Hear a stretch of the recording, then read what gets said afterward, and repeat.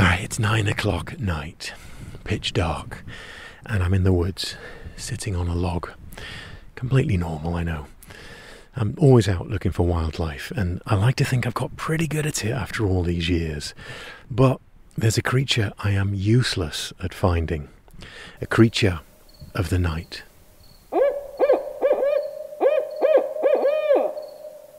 There's something about the sound of an owl that sparks our imaginations.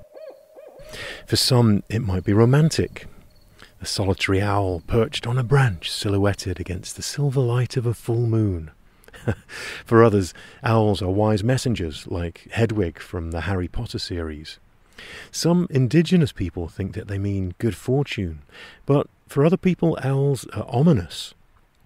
Sir Walter Scott once wrote, "Owls are birds of omen, dark and foul."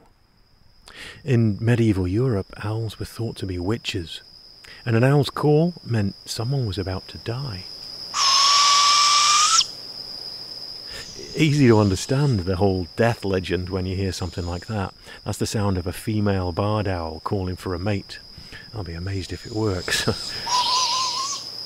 But for me, and I like to think, many other people, owls are creatures of beauty, wild and mysterious and finely tuned birds. Today we're going in search of one particular owl species to see them up close and learn why they are called hunting machines. Hunters that seek out their prey with deathly precision, using one of the most sophisticated tracking systems found in nature, their ears. From KUOW in Seattle, in the dark, I'm Chris Morgan. Welcome to the wild.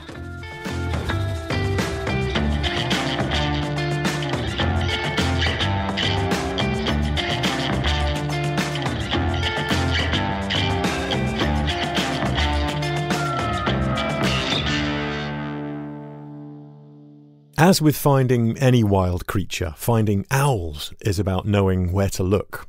And it's not always obvious. So I turned to my friend Paul Bannock. He's an award-winning author and nature photographer, and he's obsessed with owls. When it comes to finding owls, Paul is your man. I meet up with him in a parking lot 60 miles north of Seattle on a bright sunny day. How are you? Awesome! Look at the day. Looking trim. Look, we Jeez, tried, man. You we all right? tried. Yeah, you gotta... Paul's got the kind of energy that totally grabs you and draws you in. Now, you might be thinking, looking for owls in the daytime? They only come out at night, right? Well, some owls, like the barred owl, do prefer the darkness hours, but we're here to see a very different kind of owl. And what's great for us is that this one comes out when it's light, to hunt in the early morning and late afternoon. The short-eared owl. This species can be found on every continent except for Australia and Antarctica. You might just as easily come across them in the Galapagos or India, Holland or Chile. I jump into Paul's Subaru.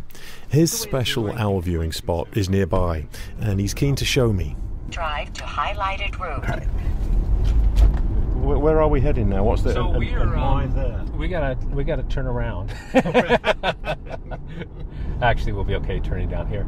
Turn left on East So Medicine we're in the greater Skagit Valley, and the reason we're here is these are historical areas where open country owls come to take advantage of the moderate climate and the fact that this moderate climate and the moist meadows is the perfect habitat for voles. Voles. Voles are small rodents that look a lot like hamsters. They live in meadows and open fields, just like the farmland that's speeding past my window now. Voles are the main course for short-eared owls. Paul says if you want to find the owls, follow the voles. We come up to a wet, soggy meadow. There are about 10 cars parked on either side of the two-lane road. Not exactly where I'd expect to see an owl. I live 30 minutes north of here, so I've driven past this spot dozens of times and never even thought of looking. Are these cars parked for this stuff? Yep. Wow, yeah, this is a bit of a hot spot here. That's so awesome. This is awesome. Oh, look at this. Okay, there's a bald eagle perched on that. Oh, that's with the mountains in the background. nice. Oh, yeah, it's the perfect day. Paul slows down, but before we can even get out of the car, it happens. There's a short-eared owl right Oh, there. no way. Right there. Oh, my God. See that? God, that didn't take long. No. Oh, look at that guy. Yeah. Paul, I don't think I know that I've ever seen one before. Short-eared owls in Europe, they're called marsh owls. There he is, There over he the is. meadow, yeah. There he is. Is he hunting? He is hunting. And so The meadow is a short-eared owl- combination of short, thick grass and muddy patches. Perfect vole habitat. Which direction are we heading and This how way, far? towards the mountains. So we're going to get off the road here and Yeah. get into some of the meadows? And, Okay, I'm And we'll just going stay to on take my dikes. We bag. can stay a little bit dry Okay, great. if you want. Paul pulls the camera out the back of his car. The lens on it is the length of my arm. Perfect for capturing images of owls from a distance. The first owl we saw vanished as quickly as it appeared, but this has already been my most successful owl hunt ever, and I am now fully primed for more. We head out into the mud, walking alongside a small irrigation ditch in search of more owls. Paul says he's always been fascinated with wildlife. When he was a kid, it was frogs that grabbed his attention. Sometimes not always at the right times, like when he was in the middle of a Little League baseball game. I was never the best fielder, so I'd play in the outfield, and oftentimes these fields were built over old wetlands. And I remember my dad used to always say, "No, son, we're in the outfield. If you hear the frogs, stay on the field, please." Because he knew that sometimes I would start playing deeper and deeper and deeper, and then suddenly I was off the field and there's 8 players out there and Paul's out looking for frogs. When it comes to looking for owls, Paul has a strategy. You know, when I'm out looking for owls, I take in everything. I'm constantly scanning, taking stuff in, because every single thing, whether it be where the water is, where the wind is coming from, how much wind there is, what are we hearing, what are we not hearing, they're all clues that are going to help us find the owls and anticipate where they'll go. The best thing you can do is be hidden in a hide or a blind. Stay put. Don't move. Let nature come to you. Whenever you try to hide too much and you get in your stomach and you crawl towards something, you mimic predators, but you're a big, clumsy predator. A big, noisy, clumsy predator. You're not fooling any owls. So better just to be out there with it and let them know you're coming. Yep. Another harrier. What do you... Oh, that is so beautiful how close it is. Slicing through the air in front of us, just above the ground, is a hawk. It's called a northern harrier, another bird of prey. Several more take to the air. They are diurnal, which means that they hunt during the day. These hawks compete with short-eared owls. They're both after the same very nervous voles. During the late afternoon, like now, their hunting schedules overlap. But when it comes to hunting, short-eared owls are much more effective. In fact, harriers know this, and they will sometimes actually steal the vole from the owls. So wherever there's an owl, since they're such magnificent hunters, there's lots of animals that try to take advantage of that bounty that they're sure to bring up. I think that's fascinating. These short-eared owls are so good at this, they draw in other hunters to the scene. 2 things make these owls highly efficient hunters: their hearing and their flight. When it comes to flying, they have extremely low wing loading. That means their bodies are very light compared to the size of their wings. Butterflies are an extreme example of this. Tiny bodies, huge wings. For the short-eared owl, this physical advantage makes them extremely buoyant.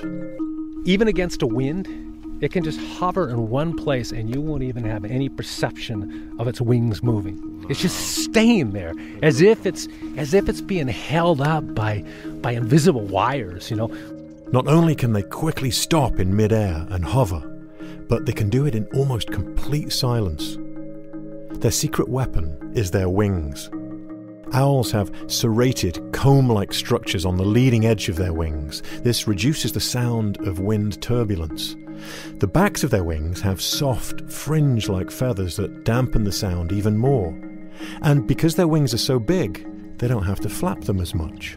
So the combination of the silent flight and the buoyancy allow it to be unheard from any predators, and it can listen to what's going on and actually catch prey moving below the turf. Moving below the turf. In other words, the short-eared owls find their prey by hearing, listening. And they do this with a remarkable auditory system that allows them to hear the precise location of prey. The actual ears of an owl are holes in the skull that are offset. So you and I, we have ears that are on the same plane. So when we hear a sound, we have a great sense of the direction. We turn towards the sound. By having offset ears, an owl has a sense of the height and the direction of the sound. Not only are the ears offset, but they actually face in a different direction. One faces a little higher than the other. It makes sense when you think about it. Like Paul says, our ears are on the same plane on either side of our head. The distance between our ears makes the sound arrive at slightly different times. This helps us tell if the sound is coming from the right or left, like that noisy goose flying by overhead. Owls have the same thing, ears on both sides of their heads, so they can tell if a vole is moving to the right or the left. But since one ear is higher than the other, owls can also tell what height the sound is coming from. This allows them to know the precise location of that vole and pounce. But Paul says it's not only the physical location of their ears that make owls such good listeners, it's also the shape of their face. It's called a facial disc. It's that circle around their eyes that make owls so distinct looking. And the facial disc is essentially a ring of stiff feathers connected by a muscle that helps fine-tune the sounds to the ears. It's almost the audio equivalent of squinting. So they can move this facial disc to give them a better sense, to triangulate exactly where that sound's coming from. Just to clarify then, so that you said they actually move the feathers in that disc shape. Move the feathers of the facial disc. They can change the Almost shape like of it. a satellite radar moving or something, or Like a what would parabolic disc. Like a parabolic disc. Yeah. That shape, as the bird's hearing, it can be perfectly round. They can condense it. They can expand it. They can tense the muscles up on one side of it. And all of this in an effort to fine-tune where that sound is. Amazing. It's incredible.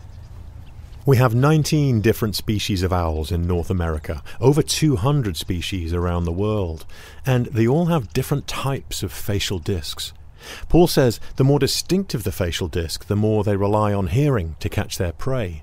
The smaller the facial disc, the more that species relies on eyesight to hunt. And it's no coincidence that the greater the owl is dependent upon its hearing, the more it specializes in rodents. Because rodents are more sensitive to noises. So the owl needs to have silent flight, and it needs to listen. If you hunt insects that are a little less sensitive to noises, you can be a little noisier yourself. And you don't have to have as quiet a flight, and you can use your eyes more to find them.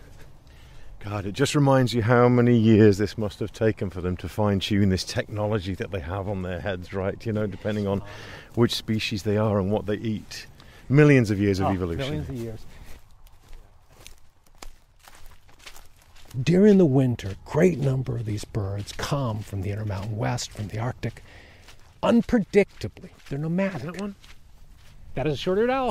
Here you go. That's a great view of him. Sorry to interrupt you, but there he is. The beauty, the thing that's really important for us to think about is if we only... Paul, tell us what he's doing right now. So what this short-eared owl right now, it's a coursing hunter. So it's coursing over the fields. It's trying to cover all of the field, crisscrossing it, back, forth, flying really low. The lower a bird hunts, the lower an owl hunts, the more it's using its hearing. If an owl's flying high, it's not hunting in a specific way. It's more generally trying to find the right area to go. Once it gets low like this, it's actively hunting. That's cool. And he's 2 feet above the grass at that point. 2 feet above the grass, yeah. And so this is, I can't believe that they can, in flight, because he's not going slow, No. In flight you can hear a vole, and that's remarkable. And if he hears a vole, I mean, he's flying, probably 10 miles an hour maybe? Yeah. If he hears a vole, he can almost immediately stop and just hover there. Silently hover over one spot, even if it's a little bit windy. Hover over that one spot and get lower and lower and lower until he pinpoints exactly where it is, or she, and goes right in and gets it. Wow. Yeah, that's amazing. That is amazing. And he never sees it. He just grabs a clump of grass and hopefully the vole's in there. Owls also rely on their keen eyesight for hunting, especially at night. I'd always thought that owls can basically see in the pitch dark, but Paul says they probably can't. But they make up for it with an extraordinary spatial memory. One of their special powers is they memorize the landscape spatially, so they can be caching things, they remember where they are, but also they memorize the obstacles. So they don't have to see in the pitch dark because they've memorized where every tree is. No way. Where That's every landing crazy. perch is, where every opening is. And that's why we have to understand this when we're in the landscape, that we move things. We take out a tree, we take out a perch. We are actually removing key things that owl is using to move around in that habitat. If there's no shorter owl taking off with a vole. Okay, so it's two of them in view now. Yep. Oh, he took off with the vole, did he? Did he just land on one? I think he did. I don't know if he got it or not. Wait a second. We'll see. No, he's still hunting. Oh, it's Look so at he's fantastic. Like, now he's coming straight towards us so you can see his dished face. That is just remarkable. Oh, beautiful. in the golden light. What's great about this spot to me is, we're not deep in the wilderness here. Nope. This is you just heard a Harley Davidson cruise by here. Yep, It's a beautiful day for a ride. There's a road right next to us, and there's all this life in this field. Yep. Look at the Harrier place right over there. See that? And it makes it feel very Accessible, doesn't it? Anyone could stop here and take a walk in a meadow and see this magic. Here's another one. Here's three. Three of them together. Actually, one Harrier and two short-eareds. Such beauty. These short-eared owls in their silent flight. Brown and white speckled wings spread wide, beating moth-like. Their feathers catching the amber glow of the setting sun. It's enough to make a poet out of anyone.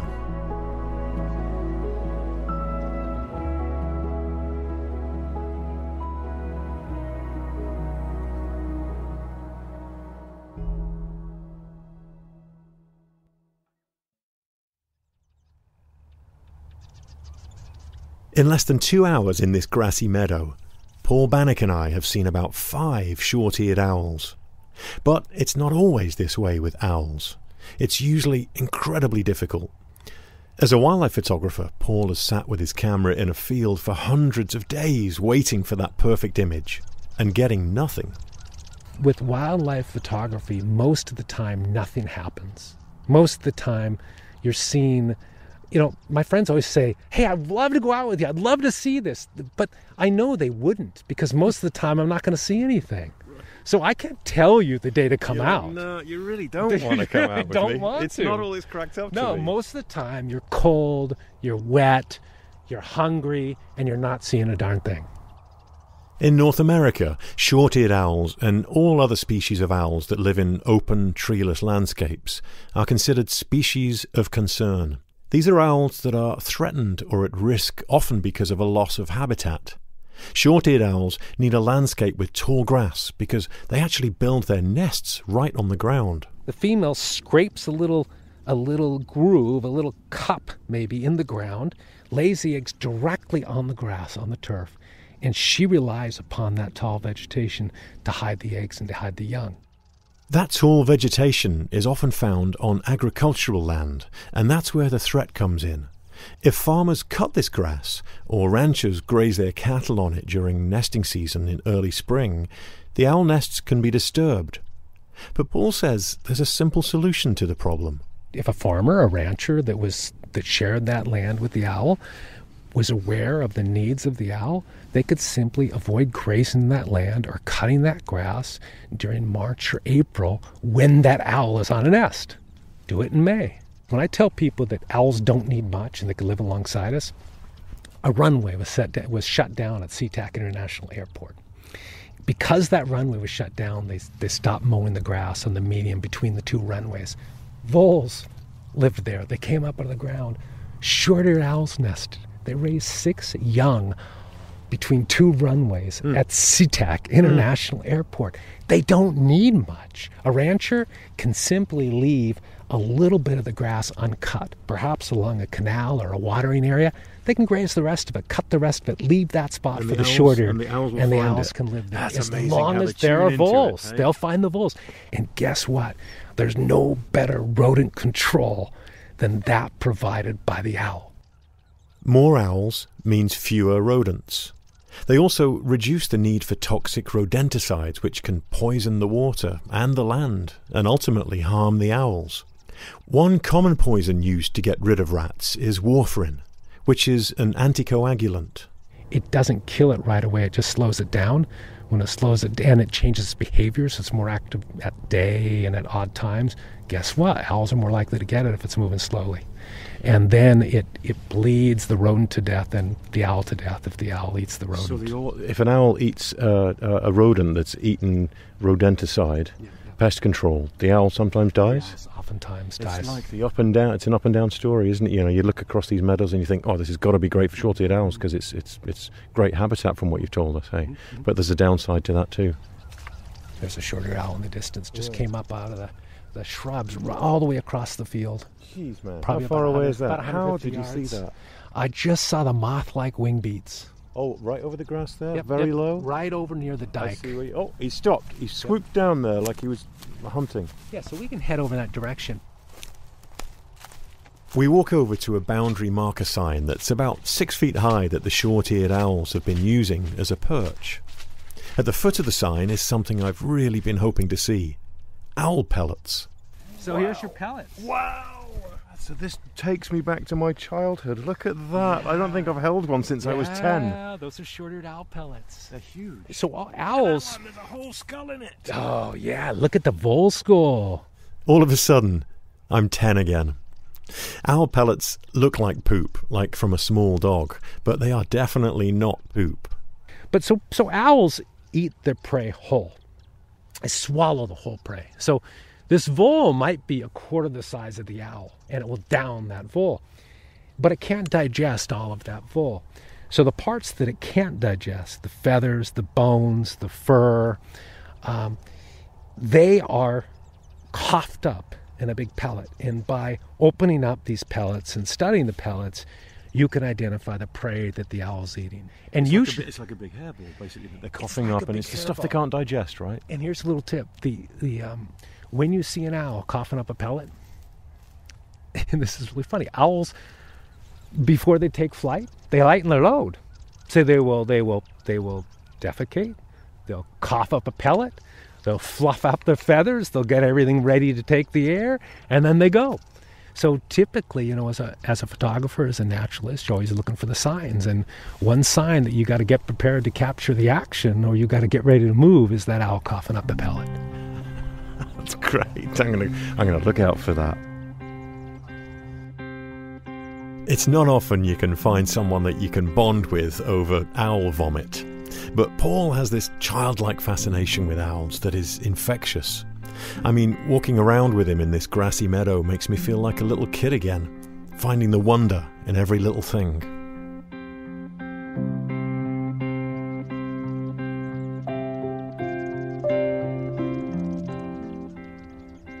Paul has been photographing owls for the last 20 years, not just here, but all over the world. And during that time, he says he's seen some amazing things. One of those at the top of his list is the short-eared owl's courting ritual. This incredible aerial display happens in the spring, during the mating season. A male sees a female and tries to woo her with his flying aerobatics. He will spiral up into the air 6, 7, 8, 900, 1,000 feet. And then at the top, right at the top, he dips his head down, and then he stiffens his wings and really quickly, so quickly you can barely see it, slaps them together, and they sound like a couple pieces of plywood.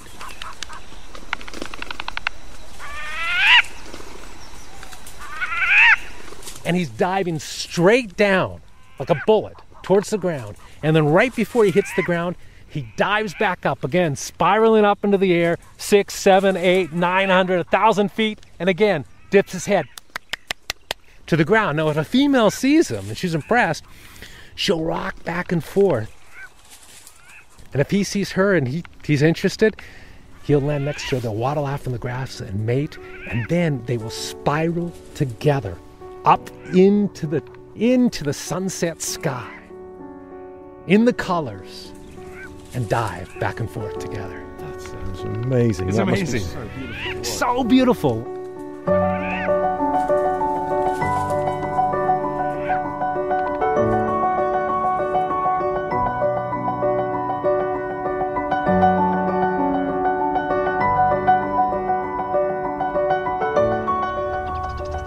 "19 species, you've told me. And do you have a favourite?" Chris, you're not going to like my answer, but my favorite is usually the last one I've been watching. It truly is. Right now, I love short-eared owls the most. I guess that's romantic. I was Yeah, going to say it's not very romantic, but but maybe it is. but- It's the last but- owl you saw is your favourite. But you give me a little bit of distance, I tend to be attracted to the owls that are most active during the early morning and the early evening when the light is golden. And I just feel like we're sharing mystical moments together. These owls bring the romantic out in you, don't they? Like you It's- look like you're melting thinking about them. Yeah, I mean, I am not even, it's kind of funny because my heart rate, like since I'll have this Fitbit on, and when I'm around owls at sunset or sunrise, seriously, my heart rate goes way down. My resting heart rate goes way down. It is just such a magnificent place to be. And it makes it feel like, things are right. These wild animals are out here among us. And if we can be with them and not changing their behavior and watching them go about their lives, gosh, we can't have enough of these experiences. Well, I love that these owls have invited you into their world, and thanks for inviting us into yours, Paul. It's been amazing seeing these guys pleasure. through your eyes. And thank you for helping raise awareness about the very little things, the small things, the small sacrifices that we can make to ensure that owls are living alongside us.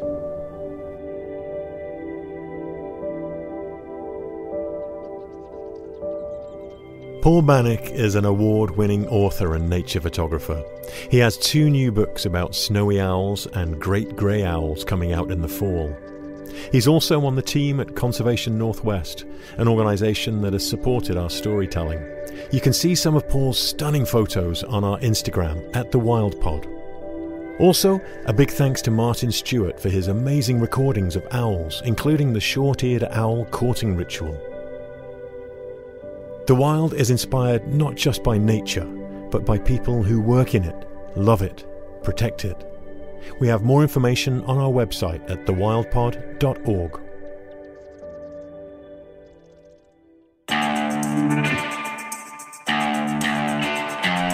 The Wild is a production of KUOW in Seattle in partnership with my work at the Uproar Fund. Our producer is Matt Martin. Jim Gates is our editor. Our production team includes David Brown, Juan Pablo Chiquiza, April Craig, Dyer Oxley, Tio Popescu, Mariah Powell, Brendan Sweeney, and Jeannie Yandel. Our theme music is by Michael Parker. I'm your host, Chris Morgan. Thanks for listening.